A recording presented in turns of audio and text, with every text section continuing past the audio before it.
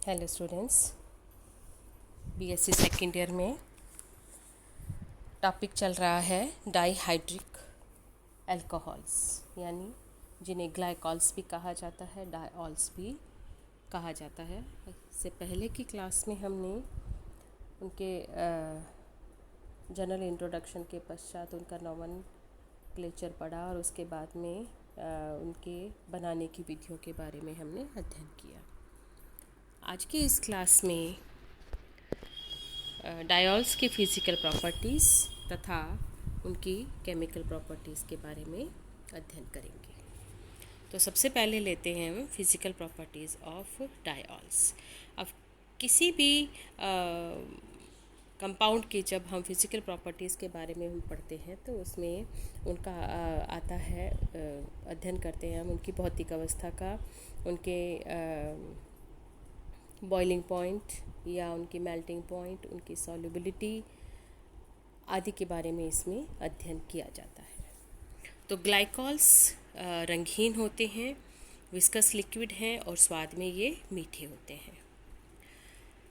ये high viscosity वाले liquids होते हैं, उच्च विस्कासिता होती है उनकी, और उसका कारण है इसमें दो OH समूह होने के कारण हाइड्रोजन बॉन्ड का पाया जाना। इंटर मॉलिक्यूलर हाइड्रोजन बंध के कारण इनकी विस्कासिता उच्च होती है। सोल्युबिलिटी की अगर हम बात करें तो दो OH समूह के कारण ये जल में पूर्णतः घुलनशील है, क्योंकि जल अणुओं के साथ ये हाइड्रोजन बॉन्ड बना लेते हैं और ये पोलर होने के कारण ये नॉन पोलर सॉल्वेंट्स में घुलनशील होती है। बॉइलिंग पॉइंट अगर हम देखें तो एथेन 1,2 डायोल का बॉइलिंग पॉइंट होता है 197 डिग्री सेंटीग्रेड। बॉइलिंग पॉइंट भी इनका अपेक्षाकृत अधिक होता है। उसका कारण है इसके अंदर इंटरमॉलिक्यूलर हाइड्रोजन बॉन्ड का पाया जाना। अब हम लेते हैं केमिकल प्रॉपर्टीज़ ऑफ ग्लाइकॉल्स, और फर्स्ट रिएक्शन है इसमें वो है reaction with active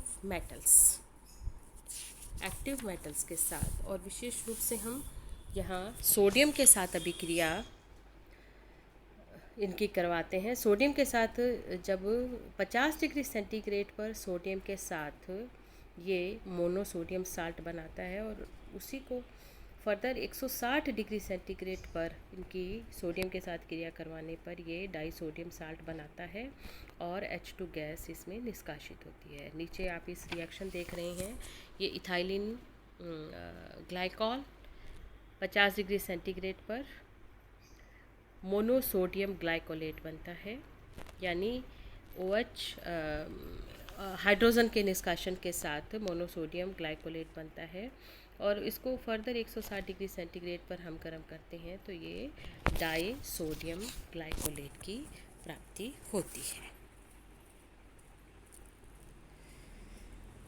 next reaction है रिएक्शन विद हाइड्रोजन हैलाइड, यानी reaction with HCl hydrogen chloride, reaction with hydrogen bromide and hydrogen iodide. तो हाइड्रोजन क्लोराइड के साथ इसकी रिएक्शन देखें, आप सामने इस शीट पर देख रहे हैं कि HCl के साथ 160 डिग्री सेंटीग्रेड पर इथाइलिन क्लोरोहाइड्रिन की प्राप्ति होती है, और उसको फर्दर जब 200 डिग्री सेंटीग्रेड पर तक टेम्परेचर को ले जाते हैं और इसको गर्म करते हैं तो इथाइलिन डाई क्लोराइड की प्राप्ति होती है। हाइड्रोजन ब्रोमाइड के साथ अगर रिएक्शन देखें तो बिल्कुल उसी प्रकार से जैसे HCl के साथ क्रिया होती है, बिल्कुल उसी प्रकार से पहले इथाइलिन ब्रोमोहाइड्रिन की प्राप्ति होती है और उसके पश्चात इथाइलिन डाई ब्रोमाइड बनता है। लेकिन अगर हम हाइड्रोजन आयोडाइड के साथ ये रिएक्शन देखते हैं तो हाइड्रोजन आयोडाइड के साथ ये रिएक्शन बिल्कुल अलग प्रकार के, यानी जो फाइनल जो रिएक्टेंट से जो हमें फाइनल प्रोडक्ट मिलता है वो डाइहैलाइड ना मिलके बल्कि एक एल्कीन की प्राप्ति होती है। जैसे आप यहाँ देख रहे हैं 2HI के साथ क्रिया करवाने पर इथाइलिन डाइआयोडाइड की प्राप्ति होती है, जो कि एक अनस्टेबल मॉलिक्यूल होता है और ये बहुत ही जल्द आयोडीन के एलिमिनेशन के साथ इथाइलिन बनाता है। तो जहाँ HCl और HBr के साथ डाइहैलाइड की प्राप्ति होती है फाइनल प्रोडक्ट के रूप में, वहीं हाइड्रोजन आयोडाइड के साथ जब इसकी रिएक्शन करवाएं तो ये एल्कीन की प्राप्ति होती है। नेक्स्ट रिएक्शन है रिएक्शन विद फास्फोरस हैलाइड्स, यानी PCl5 और PCl3 के साथ अभिक्रिया। अब PCl5 के साथ जब इसकी क्रिया करवाते हैं तो चाहे फास्फोरस पेंटाक्लोराइड के साथ क्रिया करवाए, चाहे फास्फोरस ट्राइक्लोराइड के साथ क्रिया करवाते हैं, तो फाइनल जो प्रोडक्ट होता है वो इथाइलिन डाइक्लोराइड प्राप्त होता है। यानी चाहे PCl5 के साथ PCl दोनों के साथ इथाइलिन डाइक्लोराइड का निर्माण होता है। डिफरेंस केवल होता है इनके बाय प्रोडक्ट्स में। तो यहाँ आप रिएक्शन देख रहे हैं, PCl5 के साथ इथाइलिन डाइक्लोराइड प्लस 2POCl3 और 2HCl मॉलिक्यूल एलिमिनेट होता है। PCl3 के साथ फास्फोरिक एसिड के बाय प्रोडक्ट के रूप में प्राप्त होने के साथ इथाइलिन डाइक्लोराइड की प्राप्ति होती है। PBr3 के साथ जब इसकी क्रिया होती है तो इसी प्रकार से इथाइलिन डाइब्रोमाइड इसमें बनता है, परंतु फास्फोरस ट्राइआयोडाइड के साथ जब इसकी क्रिया करवाते हैं तो जो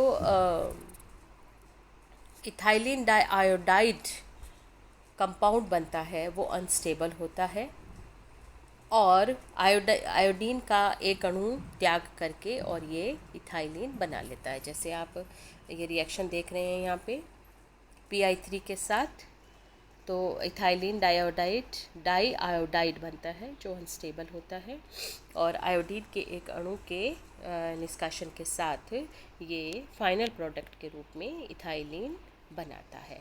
तो यहाँ भी ये डिफरेंस है। आप देख रहे हैं कि जब फास्फोरस ट्राइक्लोराइड या पेंटाक्लोराइड के साथ या फास्फोरस ट्राइब्रोमाइड के साथ ये फास्फोरस इथाइलिन डाइक्लोराइड या इथाइलिन डाइब्रोमाइड बनता है, जबकि फास्फोरस ट्राइआयोडाइड के साथ फाइनल प्रोडक्ट के रूप में इथाइलिन की प्राप्ति होती है। नेक्स्ट रिएक्शन है रिएक्शन विद नाइट्रिक एसिड। तो नाइट्रिक एसिड यानी HNO3 के साथ कंसनट्रेट H2SO4 की उपस्थिति में HNO3 के साथ जब गर्म किया जाता है तो इसमें इथाइलिन डाइनाइट्रेट की प्राप्ति होती है with the elimination of 2 molecule of water. ये आप रिएक्शन इसमें आप देख रहे हैं। नेक्स्ट इसमें जो फाइनल रिएक्शन है आज के इस क्लास की वो है रिएक्शन विद कार्बोक्सिलिक एसिड।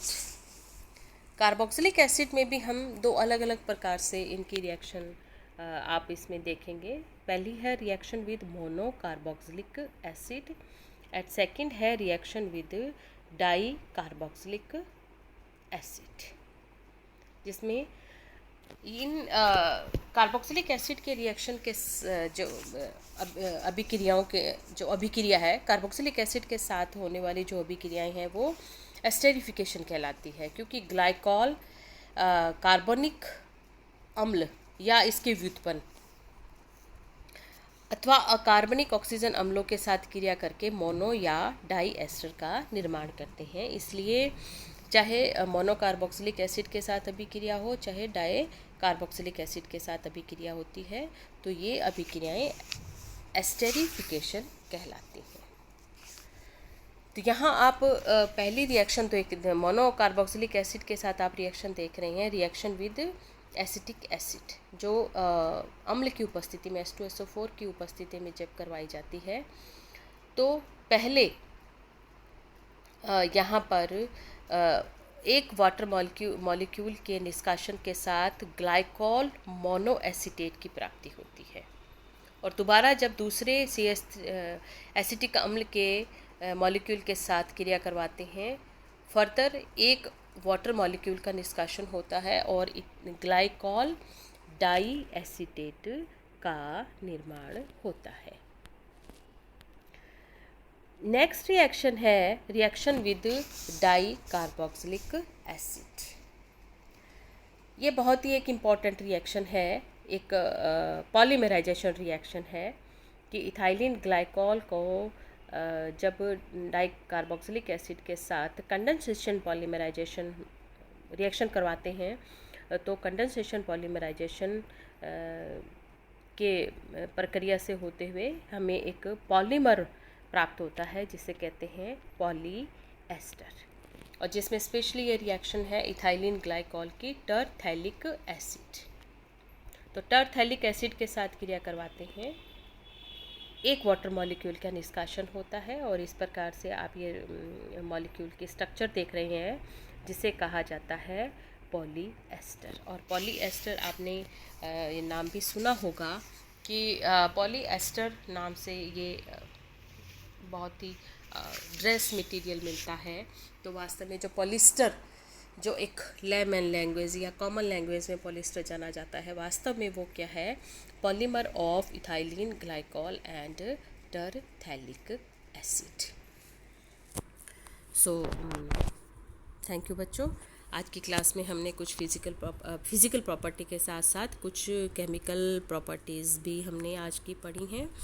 तो स्टूडेंट्स ये सभी हम कॉलेज के यूट्यूब चैनल पर ये वीडियो आपके अपलोड किए जा रहे हैं, तो आप इन्हें सब्सक्राइब ज़रूर करें ताकि आगे के नोटिफिकेशन आपको मिलते रहेंगे। होप मैं उम्मीद करती हूँ, विश्वास करती हूँ, पूरी विश्वास है मुझे कि आप इन सब को बहुत अच्छे से ध्यान से पढ़ रहे होंगे और मन लगा के अपना आप पढ़ाई कर रहे होंगे। सो थैंक यू।